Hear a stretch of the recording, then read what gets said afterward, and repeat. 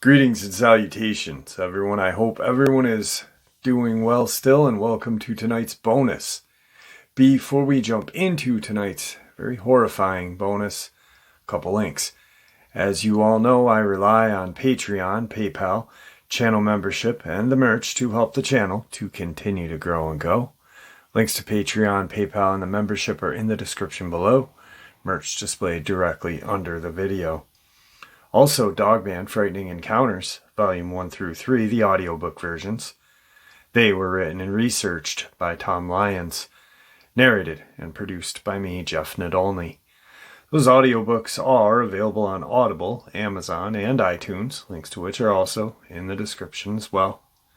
And finally, last but definitely not least, if you'd really like to help support this channel to continue to grow and go, simply subscribe. It does not cost you a cent. Click that like button. It takes half a second. If you don't want to miss out on any of the informative uploads I put out daily, click that bell icon, and folks, please leave a comment. Why? Well, because all these things, they really do help this channel to continue to grow and go, and yes, they definitely matter. Now, everyone, I have taken far too much of your time. Let's jump in to tonight's bonus, shall we? Today's first part of the upload. This is a true experience of something strange that happened to me and two of my friends one summer in the early 2000s. It happened in the town I grew up in, with one of my friends being a lifelong friend from childhood, and the other a college friend of his. We had gone off to different schools, and being home for the summer, we were just having fun partying and whatnot. This particular night, I got together with my friend James, I'll call him, and his college friend Mark.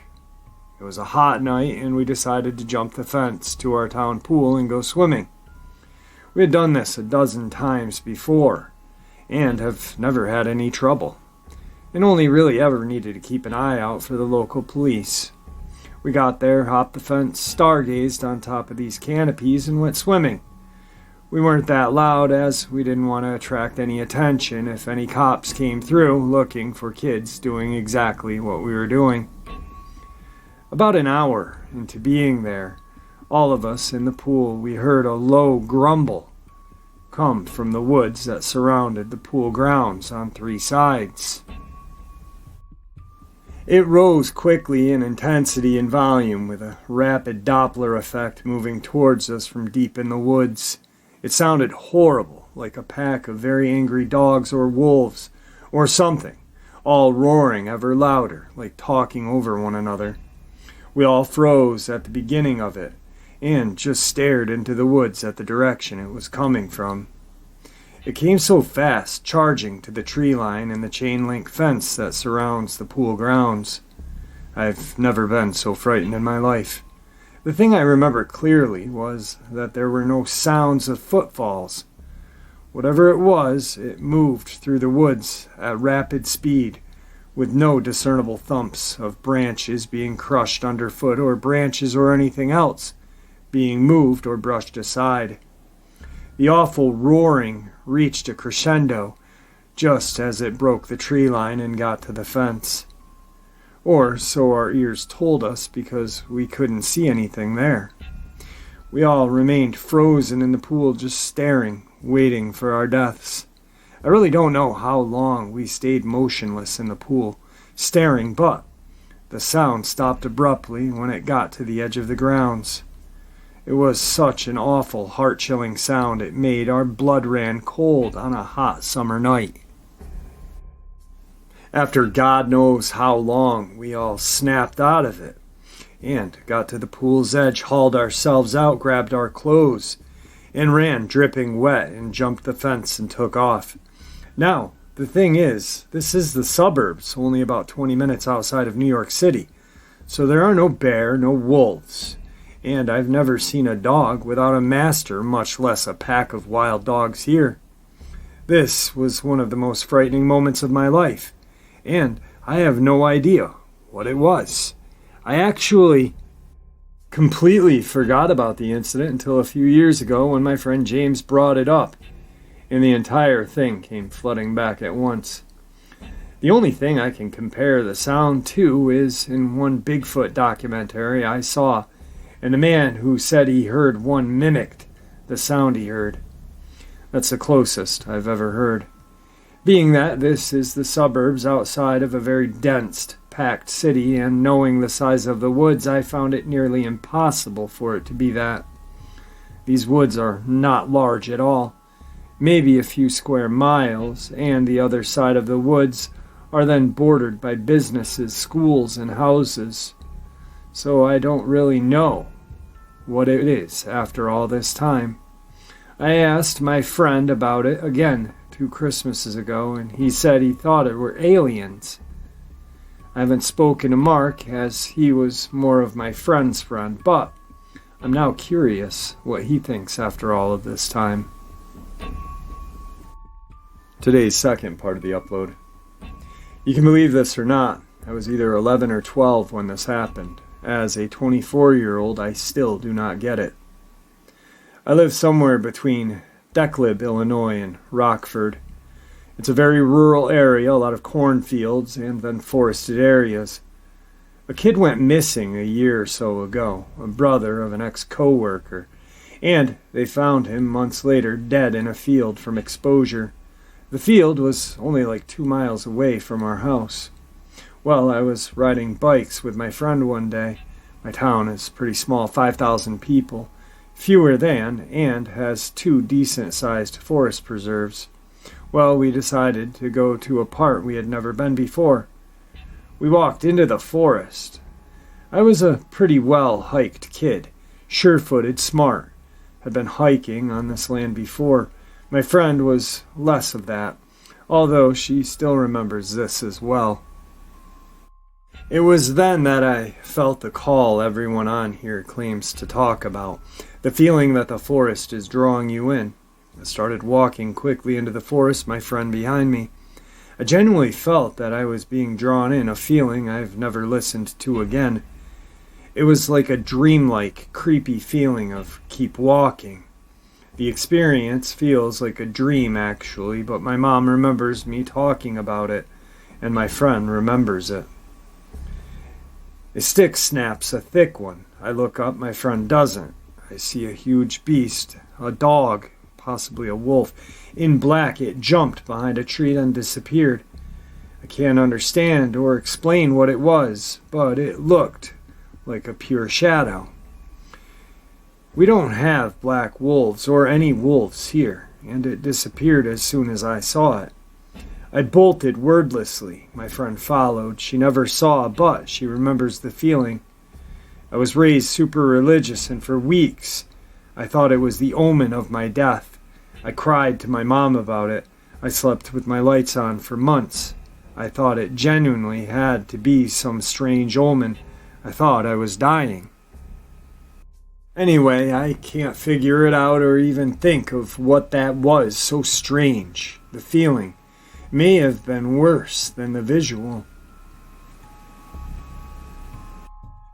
Today's third part of the upload.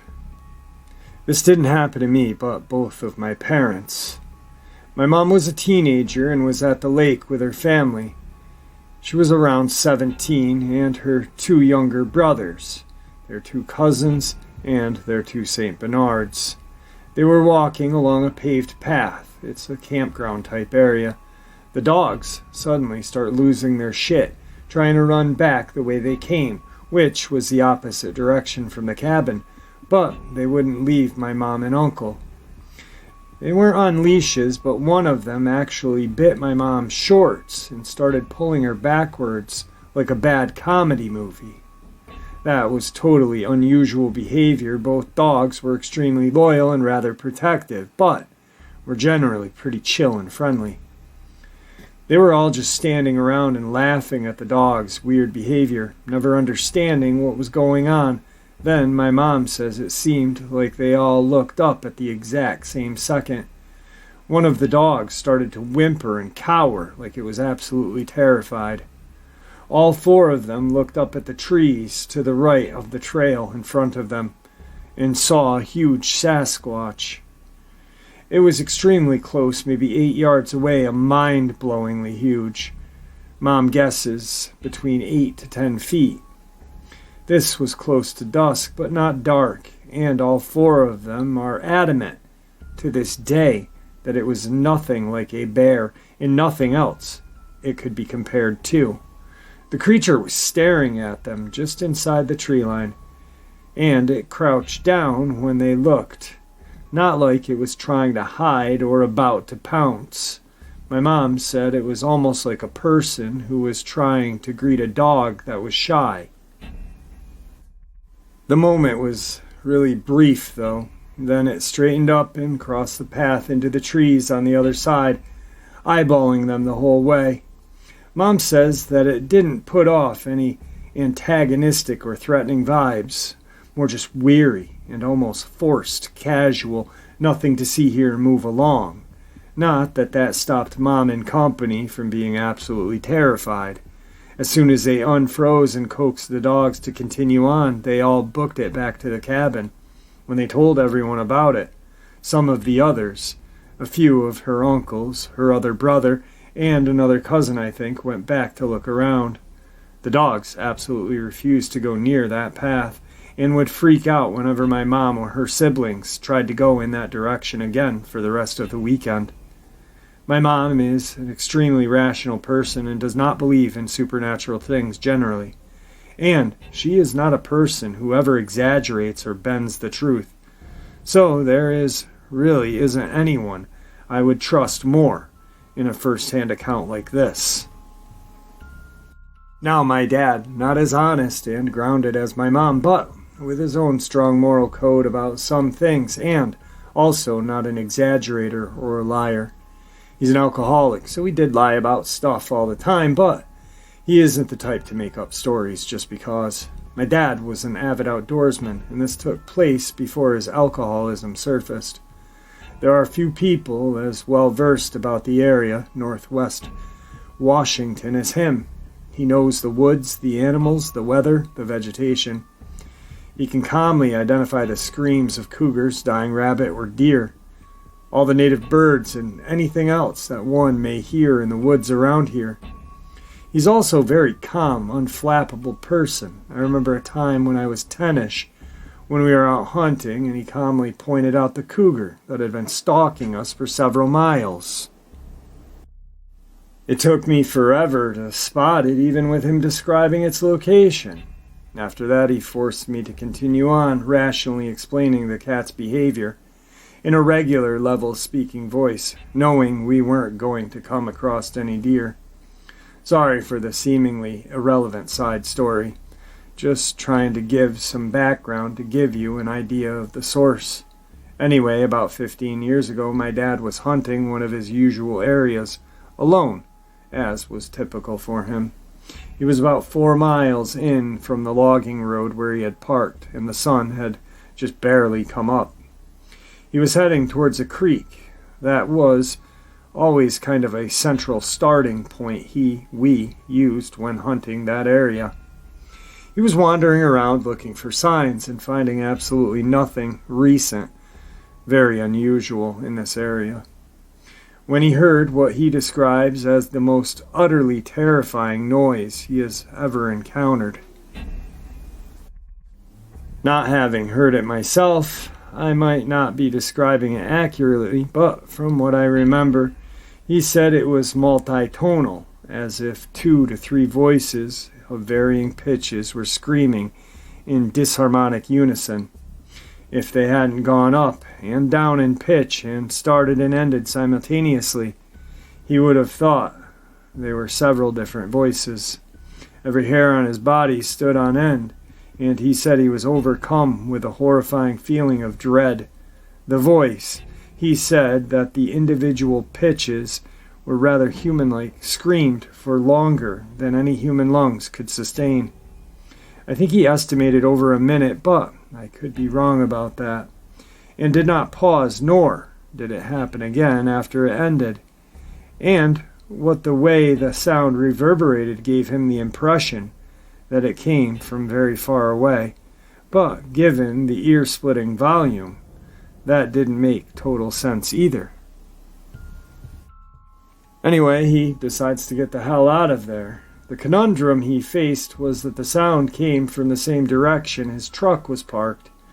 He told me that he rationalized that he would rather be found torn to bits by some mythical beast than die embarrassingly from getting lost in the woods, as may happen if he went the other direction. That part may have been a joke. But also, part of him was afraid as he was misreading something, and that it was the sound of some animal in pain, which he couldn't stand the idea of, and if he did come across it, he would either help it or put it out of its misery.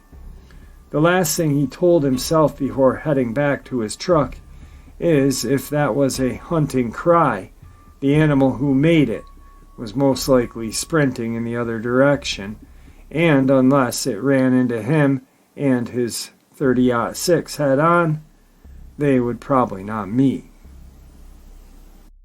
So we headed back. He sprinted noisily, figuring if there were more of whatever that was out there, they already knew he was there anyway. He said he carried his rifle rather than slinging it on his back as he normally would, round chambered and safety off. This, more than anything, is a testament to his fear. My dad was the biggest gun safety advocate I had ever met, and I'm a hunter safety instructor, so that's saying something. About a mile from his truck, he came across an area. I picture a clearing, but I don't think he actually said that. That smelled horrible. I remember him saying it was a mix of garbage and decay and several other things. I just can't remember all of the details. He was covering his nose with his shirt to get through, and he came across a pile of extremely fresh deer guts. This wasn't the source of smell that he would have known, but he said they were in a pretty neat little pile, and it was at least 2 animals worth. It was guts and legs which looked to be almost torn off, not cut, but no heads or carcass or pelts or anything. There was a good amount of blood smeared around, but no puddle as would be typical of an animal that was bled out by another hunter. He said that he took a little while looking around. He's a passionate anti-poacher and was looking for evidence. That is what was going on. But that's about the time that his brain clicked and came to the conclusion that he may have been interrupting something's lunch. So he booked it the hell out of there again. He gets to his truck and didn't take his pack off or buckle up until he was off the mountain. I remember listening to him tell my brother and me the story when we got home from school that day and being baffled, as I'd never seen my dad afraid before.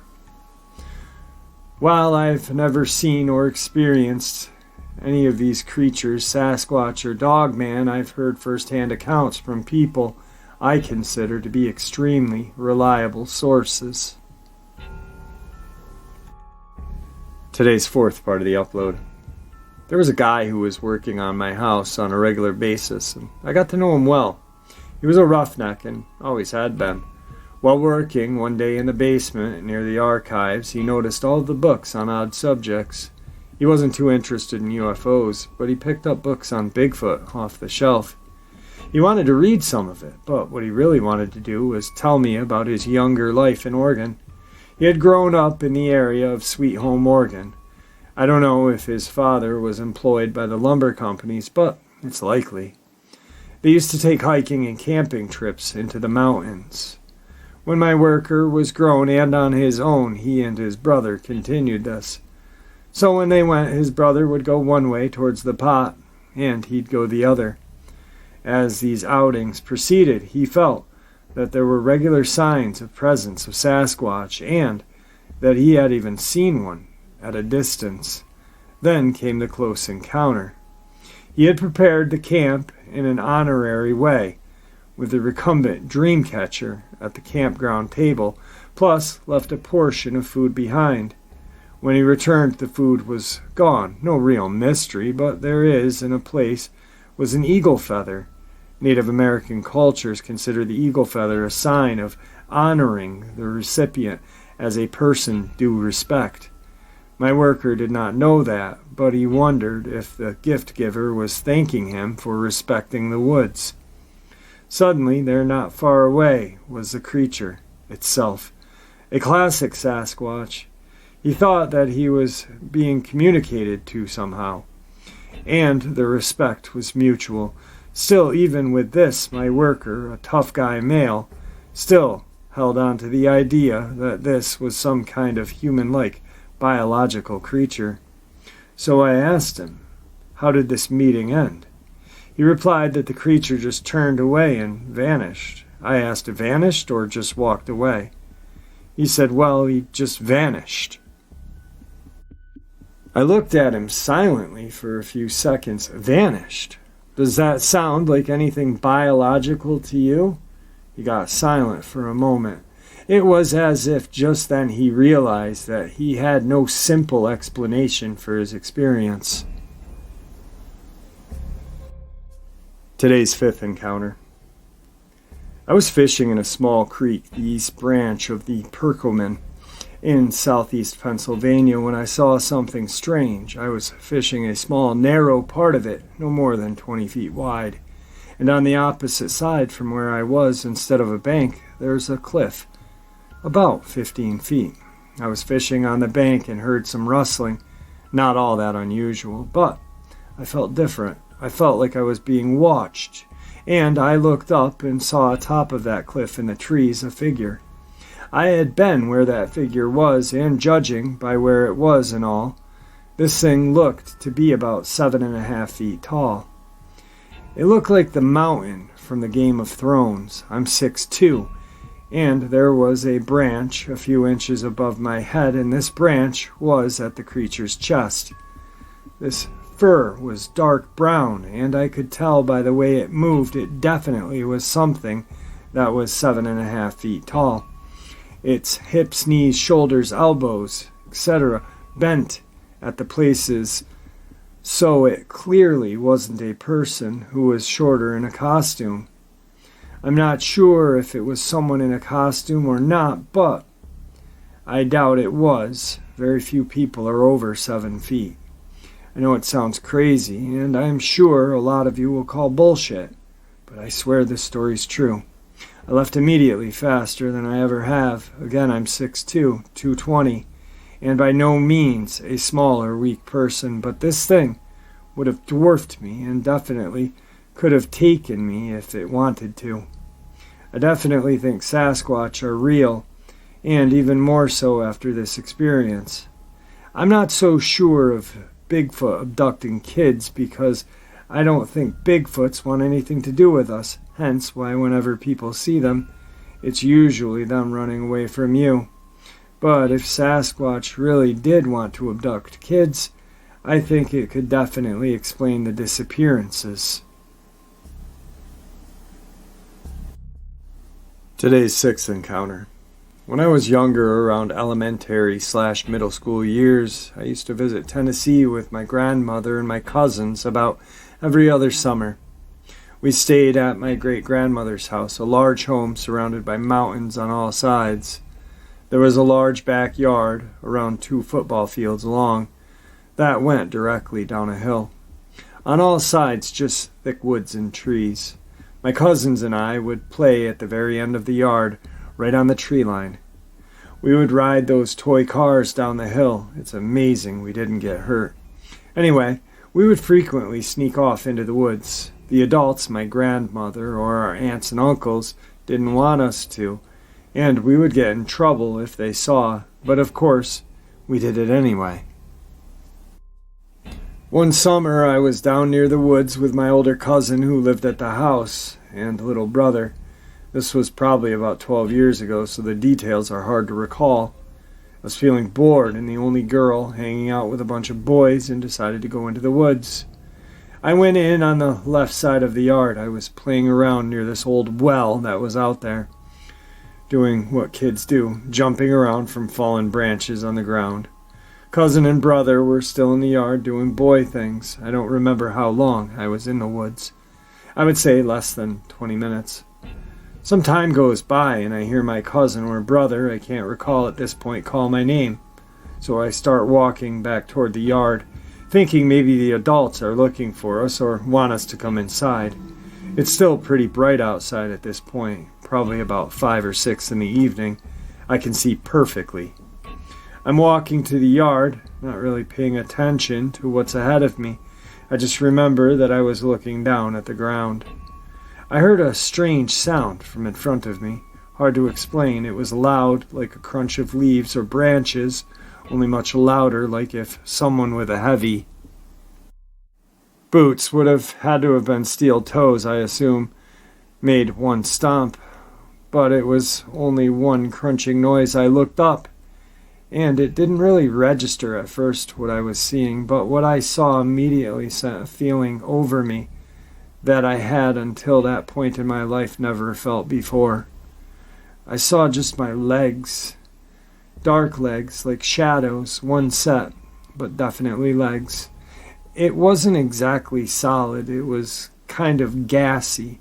I guess that's the best way to describe it. There was absolutely no torso connecting to these legs. Where there should have been an upper body was nothing.